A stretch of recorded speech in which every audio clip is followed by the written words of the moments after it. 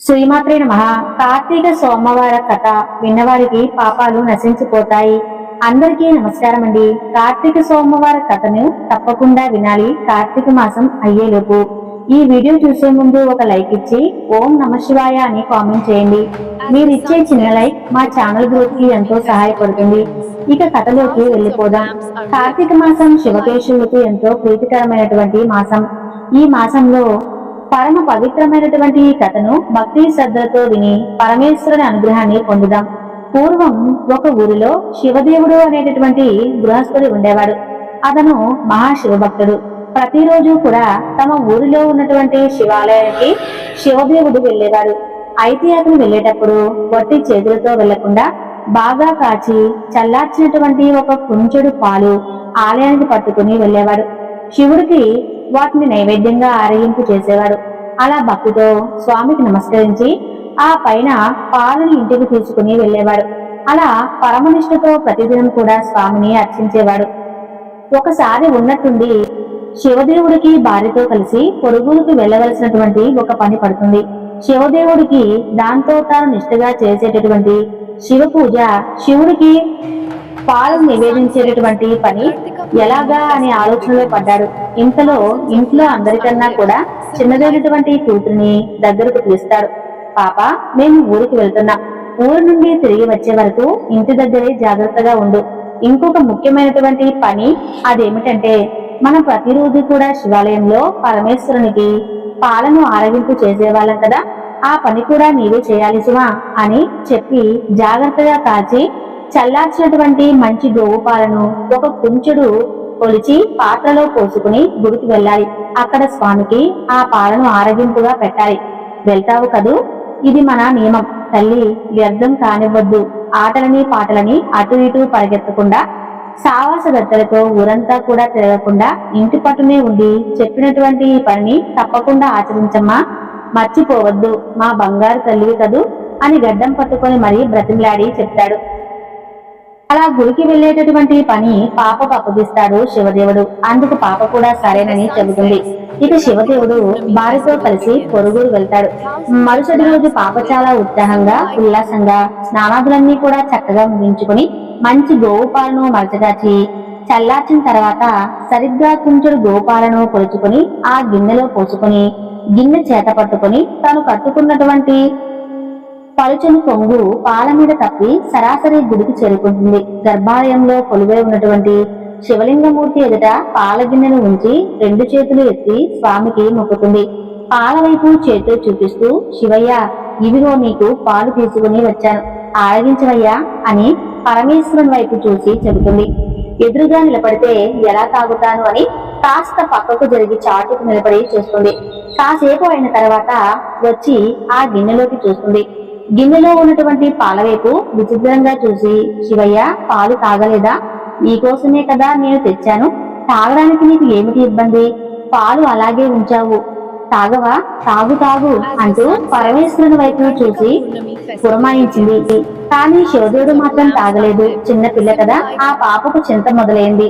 అమ్మా నాన్నలు నాకు చెప్పి పొరుగురికి వెళ్లిపోయారు. వారు చెప్పిన విధంగా నేను చేశాను.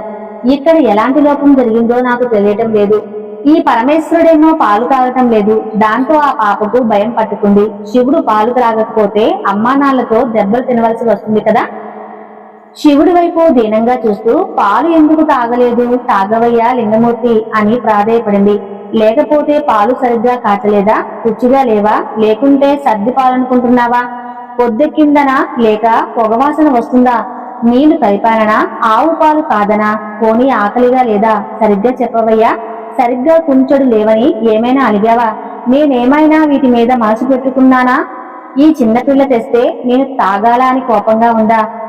ఎందుకు ఈ విధంగా నాతో బ్రతిమలాడించుకుంటున్నావు? శివయ్య, తాగవయ్యా అంటూ నిలదీయడం మొదలు పెడుతుంది. పరమశివ పసిపాపం చేసి ఏమిటి సతాయింపు? ఆకలిగా లేదా? పోనీ అదైనా సరే, నోరు తెరిచి చెప్పాలి కదా. పోతే పోనీ, ఒక గుట్టకన్నా తాగితే నేను తృప్తి చెందుతాను కదా అంటూ ఆ పాప పరమశివుణ్ణి బ్రతిమలాడుతూ ఉంది. నువ్వు పాలు తాగకపోతే మా అమ్మా నాన్నలు నన్ను కొడతారు. అలా నన్ను కొట్టిస్తావా?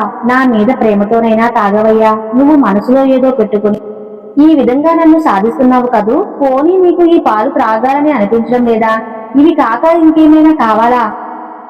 అడుగు, నిమిషంలో తీసుకుని వస్తాను, కానీ పాలు త్రాగకుండా మాత్రం నన్ను ఏడిపించొద్దు లింగమూర్తి అంటూ అన్నం తినకుండా మారం చేసేటటువంటి వాళ్ళ తమ్ముడిని వాళ్ళ అమ్మ ఏ విధంగా అయితే బుద్ధిగిస్తుందో అలా గుర్తు చేసుకుంటూ బ్రతిమలాడుతూ ఉంది పాప.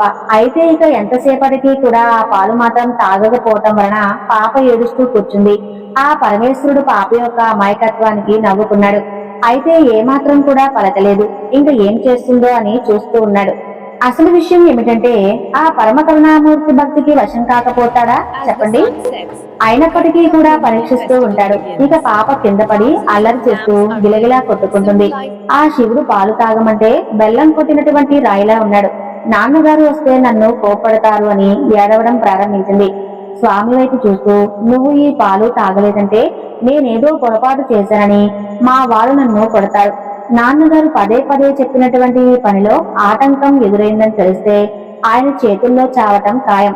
అంతకంటే ఇక్కడే నీ ముందే చావటం మేలు అని తలను శివలింగానికి వేసి బాదుకుంటుంది.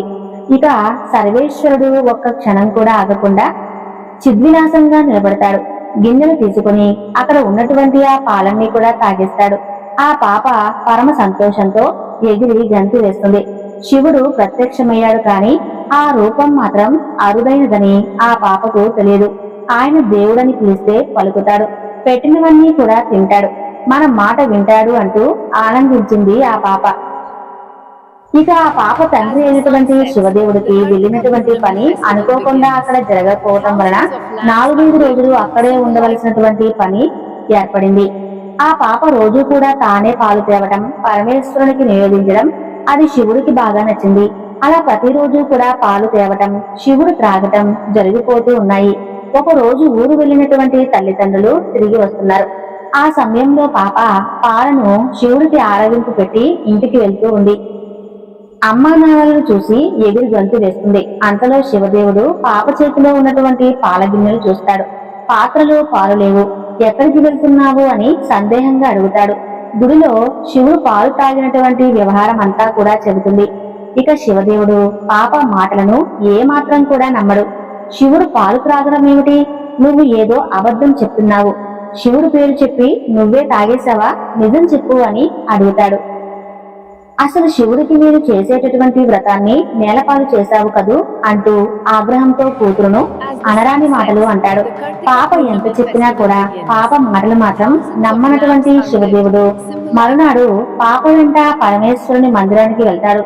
ప్రతిరోజులాగే పాప పాలను శివుని ముందు ఉంచి, లింగమూర్తి ఆరగించవయ్యా అని పిలుస్తుంది.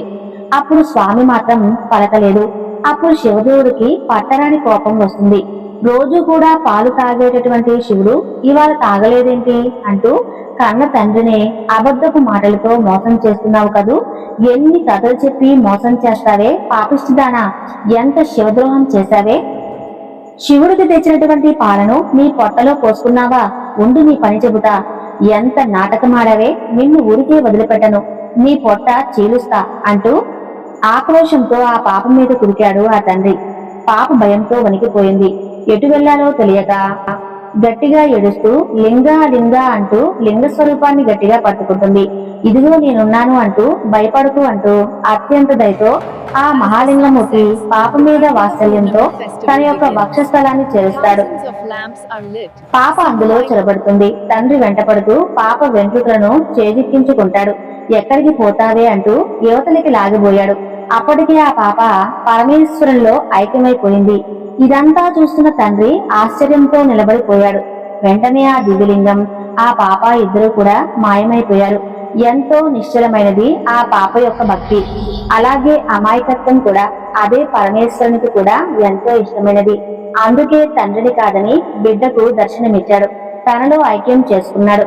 దానికి ఇంతకన్నా కూడా నిదర్శనం ఏముంటుంది చెప్పండి. ఆనాటి నుండి ఆ పాప గోడగూచి అనేటటువంటి పేరుతో స్తుతించబడుతుంది.